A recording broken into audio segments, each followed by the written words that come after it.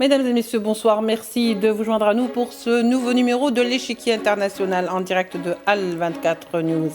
La flottille de la liberté pour Gaza interceptée sauvagement par les forces sionistes qui ne se sont pas contentées d'arrêter les militants de différentes nationalités qui s'y trouvaient, mais ont carrément saboté les bateaux laissant leurs occupants sans aucune aide dans la déroute et en pleine mer.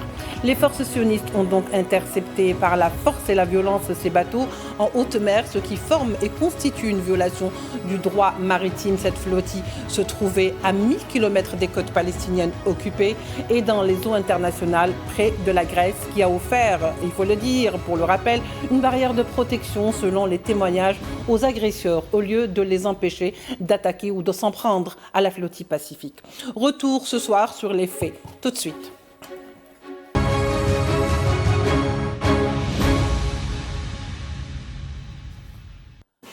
Pour en parler ce soir, nous accueillons avec beaucoup de plaisir Dominique Cochin. Vous êtes avocate, bien sûr, mais vous êtes également présidente de l'association des avocats pour la justice au Proche-Orient. Dominique Cochin, bonsoir, merci d'être avec nous.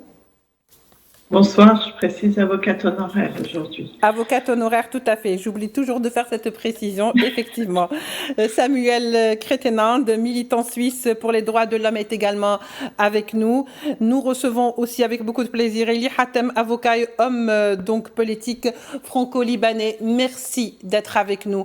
Pour commencer, donc finalement, c'était un petit peu et quelque part à prévoir où on s'attendait un petit peu, Eli Hatem, pour commencer avec vous, une flottille qui donc s'apprêtait à se rendre à Gaza pour essayer de casser ce blocus, pour essayer effectivement et entre autres d'apporter de l'aide à ces milliers de Gazaouis qui continuent de faire les frais de ce génocide, que le cessez-le-feu n'est que, si vous voulez, de l'encre sur du papier, parce que de toute façon il n'a jamais été respecté. Cette même flottille Soumoud où la liberté a été interceptée sauvagement en haute mer. Comment peut-on qualifier ce qui s'est passé en précisant que ce n'est pas, bien sûr, la première fois qu'ils sont interceptés ou que cette flottille est interceptée? Bonsoir à vous d'abord et à vos invités et à tous les téléspectateurs. Comme vous l'avez bien indiqué, il s'agit d'une récidive, je dirais, de la part de l'entité sioniste. D'abord, comme vous avez bien présenté lors de l'introduction de l'émission, il s'agit premièrement d'une violation des dispositions de la Convention des Nations Unies sur le droit de la mer. Et vous le savez, toute attaque contre un navire en dehors de toute belligérance, surtout dans les eaux, dans la zone internationale, c'est-à-dire en dehors des juridictions nationales, constitue un acte de piraterie. Deuxièmement, selon les conventions donc, de Genève sur le droit humanitaire, le fait de priver, d'empêcher une population civile d'avoir un droit de secours, d'une aide humanitaire, constitue une violation flagrante du droit de la guerre et du droit humanitaire tel qu'il est écrit dans ces conventions de Genève. Troisièmement, et là c'est encore plus grave, c'est le statut de Rome qui qualifie le fait d'affamer une population constitue un crime de guerre qui vient s'ajouter à un crime contre l'humanité pour lequel la Cour internationale de justice a été saisie. Vous avez parlé de génocide. Effectivement, la Cour internationale de justice, dans son préjugement, a fait plus qu'allusion puisqu'elle a demandé aux Palestiniens de se fonder sur la convention relative au génocide des populations. Et ce qui prouve dans cet acte-là l'élément intentionnel qui doit être tenu en considération, la Cour doit en tenir compte pour qualifier ces actes commis par cette entité de crimes contre l'humanité, par conséquent d'un génocide. Et l'ensemble de ces éléments délégitiment, enlèvent toute légitimité à cette entité qui s'est fait prévaloir de ce qui s'est passé lors de la Seconde Guerre mondiale, qui est tout à fait regrettable, contre des communautés juives ashkénazes, pour proclamer l'existence d'un État sur le territoire d'un autre, c'est-à-dire le territoire palestinien. Aujourd'hui, nous sommes face à une délégitimation de cette entité compte tenu de ces différentes violations du droit international public. Oui, c'est-à-dire que là, il y a vraiment volonté, préméditation de affamer le peuple palestinien, de le laisser mourir en empêchant ou toutes les aides humanitaires d'y accéder, y compris donc cette flottille. Dominique Cochin, qu'est-ce que ça vaut sur le plan juridique? Rappelez-vous, l'année passée, on a fait exactement à peu près la même émission, on se posait exactement la même question. Aujourd'hui, qu'est-ce que ça vaut finalement le droit international en haute mer et surtout lorsque une flottille est attaquée donc en haute mer, des eaux internationales, ce n'est même pas les eaux donc près des côtes palestiniennes, qui soient donc transgressées en haute mer, près de la Grèce, et que la Grèce, au lieu de, parce que on aurait pu peut-être s'interposer entre cette flottille et les forces sionistes, ça n'a pas été le cas. Au contraire, il paraîtrait que selon certains témoignages qui ont été rapportés ici et là dans les médias, qu'ils ont même servi de couverture, de protection pour que la force sioniste puisse faire son travail tranquillement. Oui, alors comme cela a été d'ailleurs dit par l'intervenant qui m'a précédé, Monsieur Eli Hatem, les conventions concernant le droit de la mer, et d'ailleurs on peut dire anecdotiquement, ça avait été aussi rappelé par le ministre français des Affaires étrangères, puisque dans le cadre du conflit entre les États-Unis, Israël et l'Iran, il avait évoqué le caractère des eaux internationales et le fait que nul ne peut se permettre d'intervenir dans ces eaux internationales et d'y faire sa loi.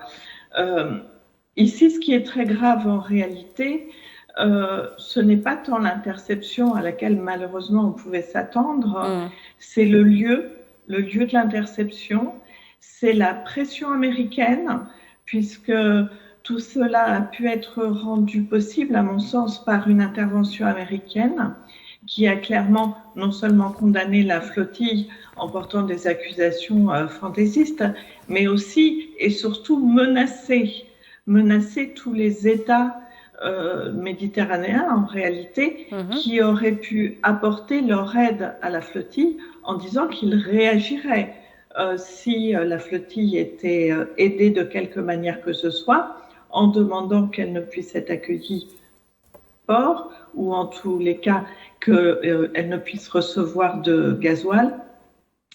Et donc, cette menace a porté ses fruits, puisque le gouvernement grec s'est soumis à la menace et a totalement collaboré avec Israël.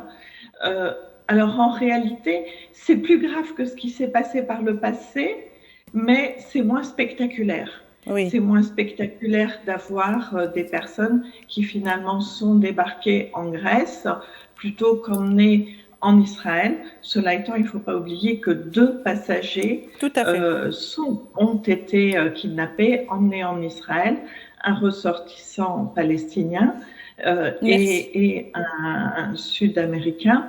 Et donc, il ne faut vraiment pas considérer que ce soit moins grave. C'est beaucoup plus grave, y compris sur la question de la violation du droit. Oui, il s'avère ou il paraîtrait, selon des témoignages, je me tourne vers vous, Samuel Crétenin, que selon des témoignages des militants qui se trouvaient donc dans ces bateaux et dans cette flottille, que non seulement l'entité sioniste ou les forces de l'entité sioniste ont donc kidnappé et arrêté les membres de certaines flottilles, de cette flottille, parce qu'il y en a plusieurs, hein, mais ils auraient saboté même certains bateaux pour ne pas leur permettre d'aller plus loin, les laissant comme ça à leur sort dans la déroute en haute mer. Et Dieu sait qu'en ce moment, il y a vraiment des tempêtes, et donc ils risquent de mourir, quoi. Juste préciser que je vous donne une information. Je ne suis plus dans l'organisation de la flottille, mais je reste un militant engagé et j'ai beaucoup d'amis sur ces bateaux et je reste en contact. Et vous avez aussi des informations de vos amis. en ce J'ai moment? des informations directes de mes amis, des gens qui sont sur Terre aussi, qui sont là en soutien, puisque la flottille, c'est aussi beaucoup de membres qui sont dans les pays. Oui, alors ce que je peux vous confirmer, c'est que les gens ont été agressés, frappés. Il y a des gens qui sont arrivés sur le débarcadère de Grèce en sang, avec des nez cassés, peut-être, et ça reste à confirmer, des impacts de balles. C'est pas impossible. Moi, j'ai entendu en live, pendant que je suivais l'interception, des cris et des choses qui ressemblaient fortement à des tirs. Alors, est-ce que c'était des tirs directs ou des tirs en l'air de sommation? Je ne sais pas, puisqu'après, les militants, à l'arrivée des forces de kidnapping, en fait, il faut appeler ça comme c'est, doivent jeter leurs appareils à l'eau pour éviter d'être violés aussi dans leurs données personnelles. Il ne faut pas oublier que ce sont des militants, ce sont des civils qui décident de partir, de tout arrêter, comme on l'a fait nous en 2025, pour pallier à ce que leurs gouvernements réciproques ne font pas en s'associant, en étant complices des exactions de l'entité sioniste. Donc, c'est des gens qui partent avec leur budget, donc leurs appareils, et qui ont leurs photos de famille et leurs liens. Il ne faut absolument pas que ça tombe dans les mains des Israéliens au moment de l'interception. Donc, en fait, on n'a plus de contact du moment où les C'est ce que j'allais vous dire. Arrêtés. Est-ce que, Samuel, oui, allez-y. Oui, cette fois-ci, en fait, ce qui est assez remarquable, c'est que l'endroit de l'intervention correspond presque exactement au bombardement que nous avons subi. C'est presque le même endroit que les événements de septembre 2025. On a été bombardés. Il y a 13 bateaux qui ont été touchés avec des explosifs qui ont décapité des voiles entières. Donc, en fait,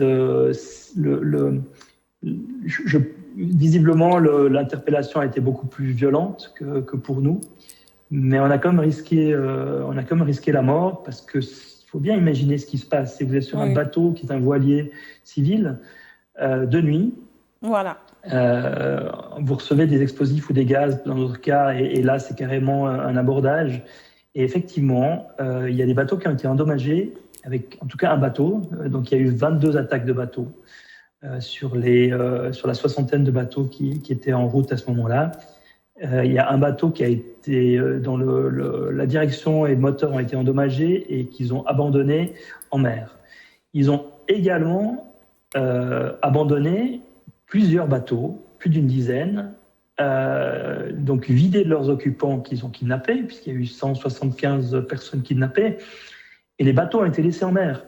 Ouais. Pourquoi ? Parce que, on l'a vu lors de l'épisode de septembre 2025, en fait, la flotte israélienne n'a pas la capacité d'interpeller autant de navires qui arrivent en même temps. L'année passée, nous étions pour quelques bateaux à quelques miles nautiques d'arriver à Gaza. Très bien. Il y a un bateau qui est arrivé à pénétrer sur la Samuel, bande de Gaza. Voilà, Samuel, est-ce que vous êtes en contact en ce moment avec certains membres, ou est-ce que ça devient de plus en plus difficile? Alors, on est en contact avec les membres qui n'ont pas été kidnappés, puisque eux on continue leur course, et maintenant n'abordent pas sur le sol grec, puisqu'on ne sait pas comment les autorités grecques vont réagir. Oui. Mais ils sont encore sur les bateaux. Et maintenant, la mobilisation est encore étonnamment très très forte, malgré le kidnapping. Oui, très bien. Samuel reste avec nous. Tout à l'heure, donc Eli Hatem, Dominique Cochin avait parlé du fait que donc plusieurs ont été arrêtés, 175. Certains, il paraîtrait, je crois que 121 ont été libérés, mais 2 restent quand même toujours en détention. J'aimerais juste attirer l'attention de la nationalité et les 2 personnages qui donc sont restés en arrestation et détenus. Il s'agit de Saïf Aboukeshk, si je ne me trompe pas, qui serait soupçonné, bien sûr, selon l'entité sioniste, d'appartenir à une organisation terroriste, et Thiago Avila, qui serait soupçonné d'activité illégale. Ces 2 personnes, ces 2 militants ont été ou seraient transférés en Israël pour être interrogés par les autorités grecques. Est-ce qu'il faut faire des commentaires? Bien sûr, parce que comme je le disais, cet acte qui est intervenu en zone internationale constitue un acte de piraterie. Si je sors de la terminologie juridique, ce que nous voyons, c'est ce que les téléspectateurs voient, ce que les observateurs voient, en dehors de la terminologie juridique, il s'agit d'un acte de terrorisme qui est inhérent à la méthode de ce qu'on appelle l'armée israélienne ou les forces de l'entité sioniste, qui ne sont que les héritiers de la Haganah, qui était une organisation terroriste et qui a toujours la même mentalité terroriste, la même méthodologie terroriste. Et quand vous avez parlé tout à l'heure de la pression qui a été exercée sur le gouvernement grec, il ne faut pas oublier que l'allié de l'entité sioniste, le grand complice de l'entité sioniste, n'est autre que les États-Unis, qui agissent aujourd'hui, je suis désolé d'utiliser le terme, comme un État voyou. Nous l'avons vu comment il agresse un autre État, l'Iran. Nous voyons comment il permet ces exactions, il est complice de ces actes, ces crimes de guerre et ces crimes contre l'humanité qui sont en fait exercés avec l'arme du crime qui n'est autre que les armes américaines dont l'entité sioniste est destinataire. Les États-Unis exercent également ce terrorisme, je dirais, politique à l'encontre d'autres pays, d'autres nations, comme la Grèce, en faisant, si vous voulez, en utilisant son hégémonie et puis en faisant une preuve de force au niveau international. Nous avons vu également ce bras de fer entre les États-Unis et un président en exercice. Je parle là, je fais allusion au président Maduro, le président du Venezuela, qui avec a la été façon avec laquelle kidnappé par le régime américain.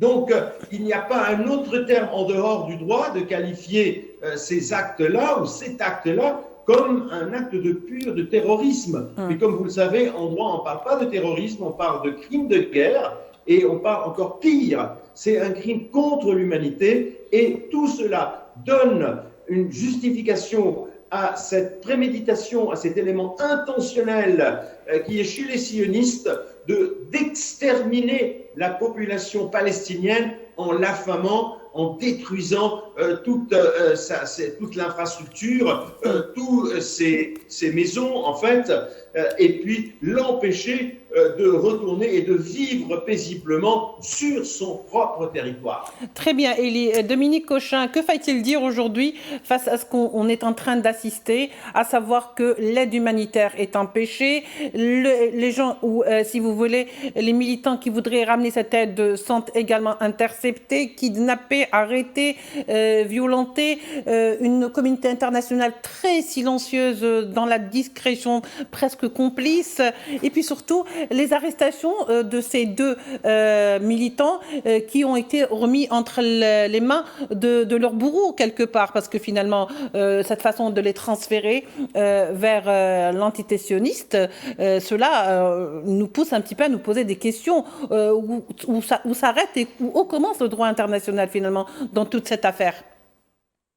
Alors malheureusement la justice internationale ne dispose pas de forces de police. C'est aux États d'agir et de réagir. Or, malheureusement, je crois que, mis à part le gouvernement italien qui a demandé la libération immédiate de ses ressortissants, aucun État n'agit, ne réagit et ne remplit ses obligations.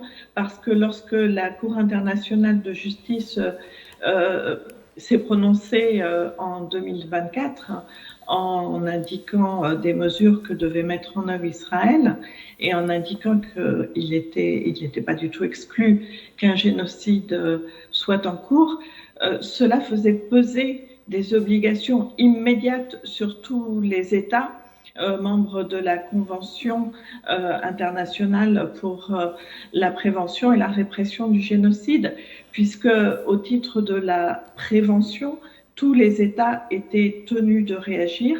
C'est d'ailleurs ce qui a été statué récemment par une cour d'appel belge qui a relevé que l'État belge avait manqué à ses devoirs au titre précisément de la prévention. Et ce sont des décisions de cette nature que nous espérons, évidemment, que nous recherchons à obtenir par diverses procédures judiciaires, mais, et malheureusement, comme je l'ai dit, à partir du moment où l'exécutif des États occidentaux, notamment puisqu'ils ont quand même un certain pouvoir, ne réagissent pas, Israël continuera à agir comme ils le font, et avec, comme cela a été dit également, la complicité active des États-Unis, les menaces états-uniennes qu'on est contraint de prendre au sérieux au regard de la personnalité plus que fantasque du président américain, eh bien, il y a le droit, mais si on ne peut pas faire exécuter, respecter les normes du droit, effectivement, ce sera pour d'autres situations la fin du droit international et peut-être la fin des Nations Unies telles que nous les connaissons, comme la SDN n'a pas résisté par le passé à des conflits et n'a pas su gérer des conflits qui ont abouti à la guerre mondiale. Donc malheureusement, on doit continuer à se battre pour le respect du droit international, mais en tenant compte de tous ces paramètres qui, pour le moment, sont des signaux rouges extrêmement dangereux. Je tiens à préciser que les passagers, beaucoup de passagers qui ont été effectivement blessés, ont essayé de manière tout à fait pacifique, comme notamment en s'accrochant, en se tenant les uns les autres, de résister au kidnapping des deux passagers qui ont été emmenés en Israël, et que Abdallah, qui est une association de juristes israélo-palestiniens, est en ce moment en train d'essayer d'agir pour connaître le sort réservé à ces deux personnes qui ont été kidnappées et demande à ce qu'ils puissent être assistés d'un avocat pour toute audition par les autorités israéliennes. Oui, c'est-à-dire qu'on se pose la question, finalement, Dominique, c'est pourquoi les autorités grecques qui les auraient arrêtés les a remis entre les mains des Israéliens. C'est ça qu'on peut se poser comme question. Ils ont été emmenés a priori directement des bateaux vers Israël sans passer par la Grèce. Voilà, c'est ce qui est plus ou moins plausible à comprendre. Samuel Crétenand, donc comme il ne nous reste pas beaucoup de temps, j'aimerais quand même avoir votre avis sur le fait aujourd'hui que vous puissiez peut-être être en contact du mieux que vous pouvez, avec les militants qui sont sur place. Comment est leur morale ? Alors, il y a les deux. Il y a des gens qui ont une détermination encore incroyable. Et puis, à la fois, c'est l'état de choc quand même. Et beaucoup de soucis pour nos amis Saïf et Thiago. Évidemment, les personnes du Sud global sont... Même si Saïf est espagnol, donc il a quand même cette carte qui va... De nationalité. C'est que le gouvernement espagnol est l'un des plus... il est palestinien d'origine, mais il est victime de son nom. Il est victime de son militantisme. Vous savez, son militantisme lui a été reproché en Égypte, où il a été aussi détenu dans des conditions très, très difficiles. Donc, les gouvernements arabes jouent aussi un sale rôle par rapport à la Palestine, malheureusement. Et même si, évidemment, c'est un génocide occidental, ça ne fait aucun doute. Merci beaucoup, Samuel, d'avoir été bref. Alors, Dominique, juste le mot de la fin pour pouvoir également terminer avec Élie pour le mot de la fin. Dominique ? Oui, alors nous restons extrêmement vigilants parce que, comme cela a été dit, il y a encore des bateaux qui continuent leur route, qui vont être attaqués. C'est malheureusement une certitude. Nous suivons particulièrement une dizaine de Français qui sont encore sur les bateaux qui poursuivent leur route. Élie, 15 secondes. Alors, en 15 secondes, il faut espérer que la société internationale se réveille et comme a dit, très bien dit plutôt ma consoeur, il faut absolument trouver le moyen de faire respecter et faire exécuter le droit international public. Sinon, ce que j'ai toujours dit d'ailleurs, nous assistons à la fin des Nations Unies et je le sentais depuis la fin du mandat de Boutros Boutros-Ghali qui, pour moi, était le véritable et dernier secrétaire général des Nations Unies. Et surtout depuis que le génocide s'est fait pendant 2 ans sans que le droit international n'y puisse faire grand-chose. Merci d'avoir été avec nous, Samuel Crétin-Nand. Vous êtes militant suisse pour les droits de l'homme. Merci à Dominique Cochin, avocate honoraire, présidente de l'association Avocats pour la justice au Proche-Orient. Merci Eli Hatem, vous êtes avocat et homme politique franco-libanais. Merci à vous de nous avoir suivis. On se retrouvera pour d'autres numéros de l'échiquier international. Au revoir.